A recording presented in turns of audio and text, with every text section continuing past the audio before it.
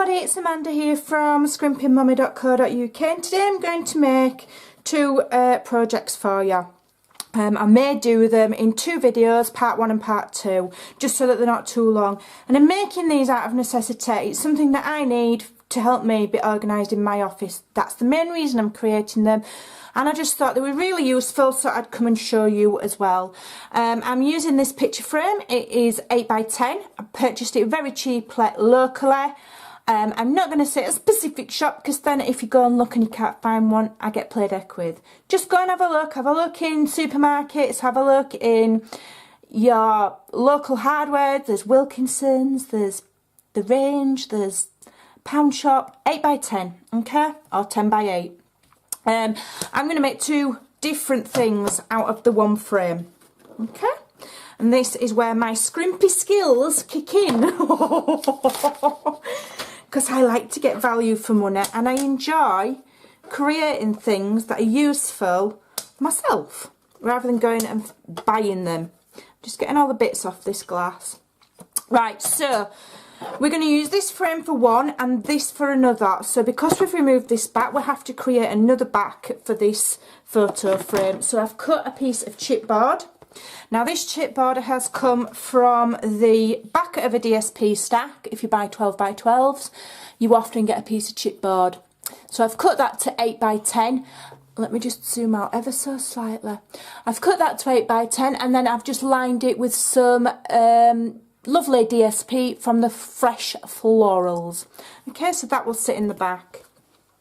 So I'm just going to move these out of the way one moment, because we're going to do a little bit of stamping. And I'm using Birthday Blossoms, I love it. I'm using this little cluster here. Okay, so I've got that mounted on a block, and I've cut a piece of Whisper White cardstock, and this is also 8x10. Okay, and I'm going to be using Blushing Bride. Here it is, Blushing Bride ink. And I'm just going to create a pretty flowery border all the way around on this cardstock. Okay, no rhyme or reason to it, just a bit of a border. Let's go that way. As random as I can, as random as my brain will allow, because I do like things to be symmetrical.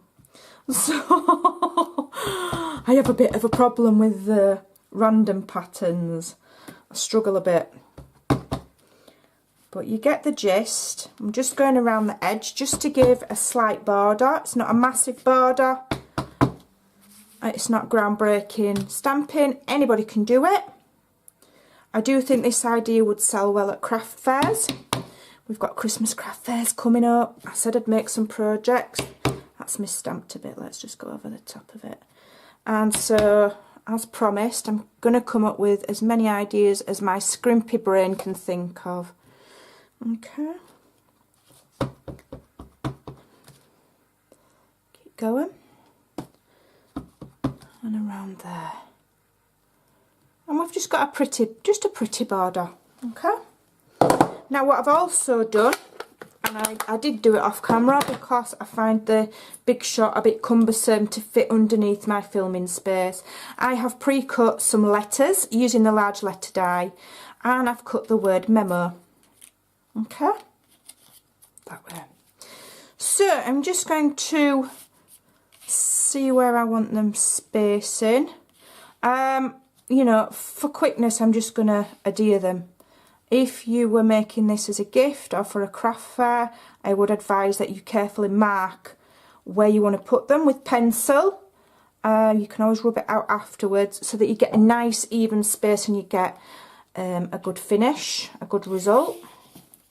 So I'm just adding some glue on these. A little bit of glue. And I'll start and stick these down. Normally if you get one down straight, the rest will kind of follow suit. Oops, I've just knocked that out of place now like a nana. Oop. It's because I'm trying to wipe that excess glue off. There we go. Job done. And then the rest. Okay. Now the beauty of this project is you can then go ahead and decorate the outside of the frame if you want. You could decorate it with, you could decoupage it with napkins, you could add lace to it, you could add beads to it, you could leave it plain. Because this one is going in my office as a very functional one, I'm going to leave it plain. But you really can make them look really cute and really fun. And if it's for somebody in specific, you could make it specific to them if they like, I don't know, sweeties. Find some sweetie buttons and stick them on the frame. If they like dogs, get a little picture of a dog and or a little button and add that on. You know what I mean. Okay. And this is designed to just be a little wall hung memo board.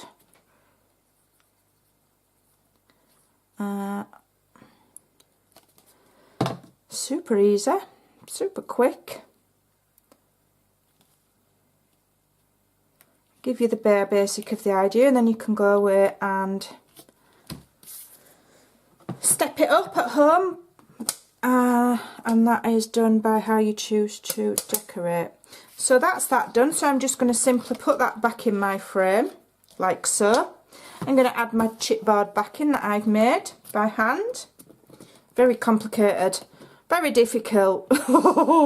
It's so easy. Your children can do this.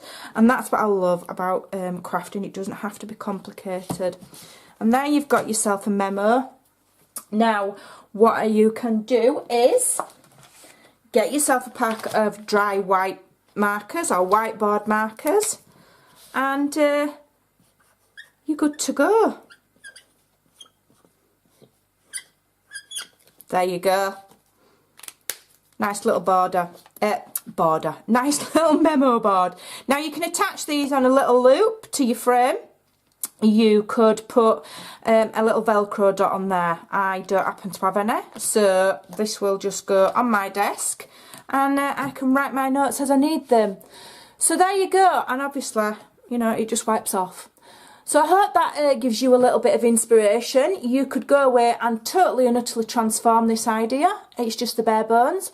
And I'm going to come back with my second idea for this one, which again was, you know, it was an idea I came up with for something that I needed desperately on my desk. So, come back for part 2. Bye!